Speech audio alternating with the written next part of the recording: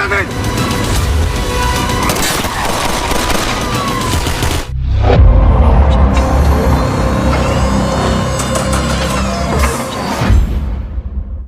Pilit na kinuha ni Tanggol ang bangkay ni David mula sa mga kamay ni Rigor. Bagamat may pag-aatubili at galit sa dibdib, napilitan si Rigor na isuko ito. Hindi dahil sa awa, kundi sa pakiusap at babala ni Santino. Hawak ang nagmamakaawang tinig, sinabi ni Santino kay Rigor, "Huwag ka nang magmamatigas pa, baka sa pagpigil mo, mas ikaw pa ang mapahamak." Huwag na po kayo lumapantay. Ayaw ko pong may mangyari sa inyo, hindi ko po kakayanin. Ayaw kung may mangyari sa iyo na masama. Nang makuha ni Tanggol ang bangkay ng kapatid, eksaktong dumating ang mga pulis. Ramdam ang kaba, dali-daling isinakay ni Tanggol at ng kanyang mga kasamahan ang katawan ni David at mabilis na tumakas palayo. Subalit hindi pa man sila nakakalayo, nagsumbong na si Rigor kay Mando, galit at gahibla na lang sa paghihiganti. Kaagad ding kumilos ang mga pulis, sinimulan ang habulan para pigilan si Tanggol. Sa kalsadang puno ng tensyon, naramdaman ni Tanggol na may mga matang sumusunod.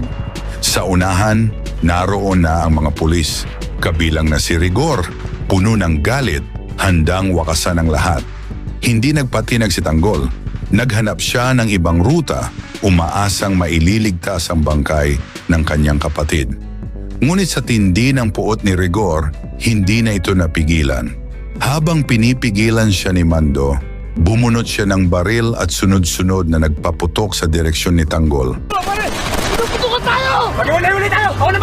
Sa gitna ng putukan, mabilis na nagdisperso ang grupo ni Tanggol. Isang estratehiya upang lituhin ang mga humahabol. "Akong bahala," maring sabi ni Tanggol. Pilit na nilalabanan ang panghihina ng loob. Sa isang makipot na bahagi ng daan, hinarang ni Tanggol ang sasakyan ni Rigor. Matapang siyang nagpaulan ng bala, pilit na hinihinto ang mga kalaban. Gumanti si Rigor ng putok, handa ring mamatay para sa galit na matagal ng kinikimkim. Ngunit ang lahat ng ito'y bahagi lamang ng mas malalim na plano ni Tanggol. Ang bigyang laya ang mga kasama upang mailigtas ang bangkay ni David. Habang akala ni Rigor ay matatapos na ang laban, mabilis nang nakatakas si Tanggol. Nagpatuloy ang habulan, sumiklab ang barilan.